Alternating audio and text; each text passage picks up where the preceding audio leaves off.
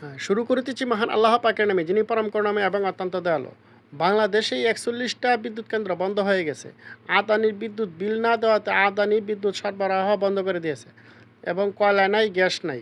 তাহলে এর ফলে মানুষের জনজীবন বিপন্ন হয়ে গেছে। আগে ভিডিওটা ২০০১ থেকে ৬ সাল পর্যন্ত এই এই ইকবালকে প্রতিমন্ত্রী বানানো হয়েছিল। তার এই ব্যর্থতার কারণে বিএনপির পতন হয়েছে। বর্তমানে এসে তিনি ব্যর্থতার পরিচয় দিয়েছে এবং তাকে পূর্ণমন্ত্রী বানানো হয়েছে। ফলে বিএনপি প্রতিমন্ত্রী বলতেছে এই সমস্যা থেকে উত্তরণের জন্য আমাকে ৩ বছর সময় দিতে হবে। ৩ বছর তো পরের কথা, ৩ দিন পার হয় কিনা সেটাই তো সন্দেহ আছে। আচ্ছা, ভিডিওগুলো আগে দেখেন। করেন আমি আমি রীতিমতো হিমশিম খাচ্ছি। আমার ওয়াইফের সঙ্গে আমার ডেইলি আপনার নিয়ে কথা আছে, এত বিদ্যুতের পয়সা দেবেন। আমি উত্তর আছে আপনার স্মার্ট কার্ড দিয়ে বিদ্যুৎ দিতে হয়। অর্থাৎ আপনি আগে কিনবেন ২০০০ টাকা আমি কিনলাম, নিয়ে আমি প্রেস করলাম, দেখা গেল ৩০০ টাকা পাই। টোটাল সঙ্গে সঙ্গে ৩০০ টাকা। আবার ইয়ে আছে আপনার যে চেঞ্জ আছে, আপনার ফ্ল্যাটে প্রথম ১০ দিন এক রকম, দ্বিতীয় ১০ দিন আরেক রকম, লাস্ট 10 দিন আবার আরেক রকম। প্রথমে হচ্ছে আপনার ৯ টাকা ৮৫ পয়সা, না হ্যাঁ ৭২ পয়সা, এরপরে চলে যাচ্ছে ১২ টাকা একই মাসে, সেম বিদ্যুৎ। এগুলো আপনারা কেউ খেয়াল করেন কিনা আমি জানি না। আপনি বিশ্বাস করেন আমি আমি রীতিমতো হিমশিম খাচ্ছি। আমার ওয়াইফের সঙ্গে আমার ডেইলি আপনার নিয়ে কথা আছে, এত বিদ্যুতের পয়সা দেবো, এত বিদ্যুতের পয়সা দেবো যে হচ্ছে অবাক হবে শুনলে। কোনো মাসে আমার ২২,০০০ টাকা পর্যন্ত বিল হয়, ২২,০০০। আমার এসি খুব কম চলে, একেবারে না শুরু করি বন্ধ করে মাসে আমরা ২ মানুষ দিকে আমার অভিজ্ঞতার মধ্যে অন্ত চলে ২২,০০০ টাকা। এবারে আমাকে আপনার করতে হবে, কি করে মানুষ ভাববে? এবং তাদের কথাবার্তা তাদের থেকে দিতে হবে, সব সরকার দেয়, জনগণ দেয়। আমাদের তো আমাদের গাছের পাশে খরচ করে দিতে হবে। এই বিষয়গুলো আপনারা লিখছেন, পত্রপত্রিকা কিন্তু বিদ্যুতের উপরে যথেষ্ট লিখেছেন, কিন্তু কে কার কথা শুনে? বিদ্যুৎ উৎপাদন কোম্পানি আছে, তার মধ্যে ৪১টা বিদ্যুৎ কেন্দ্র উৎপাদন বন্ধ। কারণ কি? কারণ নাই কয়লা, কারণ নাই গ্যাস, যা দিয়ে বিদ্যুৎ উৎপাদন হয়। কয়লা নাই, বিদ্যুৎ উৎপাদন হচ্ছে না, গ্যাস নাই, বিদ্যুৎ উৎপাদন হচ্ছে না। এর মধ্যে সরকার আবার সিদ্ধান্ত নিয়েছে যে মার্কেট, বিলবোর্ড এগুলা বন্ধ থাকবে, সন্ধ্যার পরে আর খোলা যাবে না। বন্ধ রাখলাম, রাখার পরে কি বিদ্যুৎ পাবো? এটা কি সমাধান? এটা তো সমাধান না। তারপরে বিলবোর্ড, রাস্তার বিলবোর্ড বলতেছে সন্ধ্যার পরে জ্বলতে পারবে না। তো বিলবোর্ড তো জ্বলই শুরুই হয় সন্ধ্যার পর থেকে জ্বলে, আর সারাদিন তো জ্বলে না। মধ্যে পড়ছি, কীভাবে সমাধান করবে সেটার কোনো চিন্তা নাই। মানুষকে কিভাবে জিম্মি করবে, এটা হচ্ছে তাদের প্ল্যান, এটি হচ্ছে তাদের আই হ্যাভ এ প্ল্যান। তাহলে বাংলাদেশের বিদ্যুৎ সমাধান তড়িৎ গতিতে এই মন্ত্রণালয়ের যা আছে সব পদত্যাগ করাতে হবে। নতুন যারা এই সম্বন্ধে তাদের নিয়োগ দিতে হবে এবং তড়িৎ গতিতে এর সমাধান করতে হবে। টেম্পোরারি ইমার্জেন্সি সমাধান করতে হবে।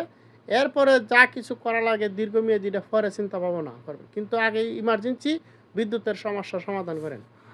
এই হচ্ছে এক। দ্বিতীয়ত হচ্ছে এই যে আমরা যাদেরকে ফ্যাসিস্ট বলে আমরা দেশ থেকে তাড়িয়ে দিয়েছি, তাদের সময়ে আমরা কোনো সময় লোডশেডিং শুনি নাই। কারণ আমাদেরকে পর্যাপ্ত পরিমাণে বিদ্যুৎ দিয়েছে, নিরবিচ্ছিন্ন বিদ্যুৎ পেয়েছি আমরা। 16-17 বছর কোনো দিন শুনি নাই লোডশেডিং হয়েছে।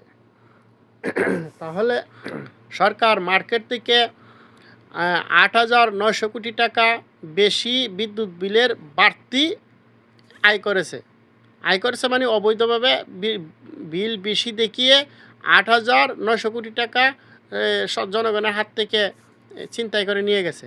তাহলে এই টাকাটা গেল কোথায়? এই টাকা দিয়েও তো খয়লা কিনান যায়, তাহলে এই টাকাটা গেল কোথায়? হ্যাঁ, যারা বলছে যে মার্কেট, বিলবোর্ড এগুলো সন্ধ্যার পরে আর চালানো যাবে না, তো একথা বলে দিলেই তো হয়। আমাদের এত নাটক করার কি দরকার? একথা বলে দিলে হয় যে বর্তমানে সরকারের কারেন্ট সংকট আছে, আমরা সব জায়গায় কারেন্ট দিতে পারবো না, সন্ধ্যার পরে আমরা দিতে পারবো না, আমাদেরকে ক্ষমা করেন। তার ফলে মানুষ কিছুটা হলো আপনাদের প্রতি বিশ্বস্ত হবে যে যাক, সত্যি কথা বলে ফেলছে। কি দরকার আছে এই নাটক করানোর, মানুষকে এই ভোগান্তির করার জন্য? এই কথা বলার আগে যে আমরা কারেন্ট দিতে পারবো না এই মার্কেটে, এগুলোতে তাদের ব্যবসা বাণিজ্য বন্ধ থাকবে, কলকারখানা বন্ধ থাকবে, শিল্প কারখানাগুলো বন্ধ, তাহলে এতে কি দেশের উন্নয়ন হবে না আর ক্ষতি হবে? আরও তো দিন ক্ষতির দিকে যাবে। তার ফলে একথা বলা উচিত ছিল, যারা সচিবালয়ে এতগুলো এসি চলতেছে, প্রধানমন্ত্রীর কার্যালয়ে এসি চলতেছে, প্রত্যেকটা মন্ত্রণালয়ে এসি চলতেছে, এগুলো আগে বন্ধ করা উচিত ছিল। তারপরে বলা উচিত ছিল যে মার্কেট এগুলো বন্ধ থাকবে, আর বিলবোর্ড এগুলো বন্ধ থাকবে। এগুলার জন্য তো সরকারকে জনগণ বিল দিচ্ছেই, তাহলে তারা তো আপনার কাছ থেকে কারেন্ট কিনে নিচ্ছে। আপনি পারছেন না, আপনি সেটা আপনি স্বীকার করেন। এটা হচ্ছে সরকারের ভণ্ডামি। তারা বাংলাদেশের যখন তেল ছিল না, পাম্পে মানুষের লাইন, মানুষের ভোগান্তি, অথচ তারা সিন্ডিকেট করে তেল না দিয়ে জনগণকে ভোগান্তি করেছে মূল্য বৃদ্ধির জন্য।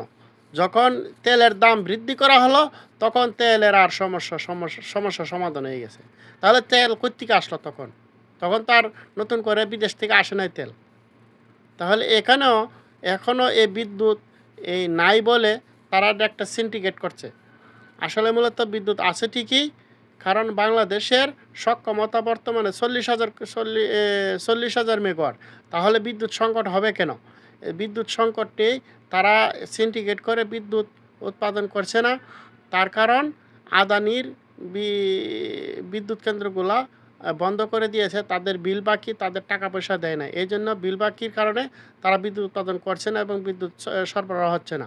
আর তারা সিন্ডিকেট করে রাখছে বিদ্যুতের দাম বৃদ্ধি করার জন্য। বিদ্যুতের দাম বৃদ্ধি করে দেখেন, এমনিতেই 3-4 বার বৃদ্ধি করছে, আরও বৃদ্ধি করেন, দেখবেন আর সংকট থাকবে না, বিদ্যুৎ আছে।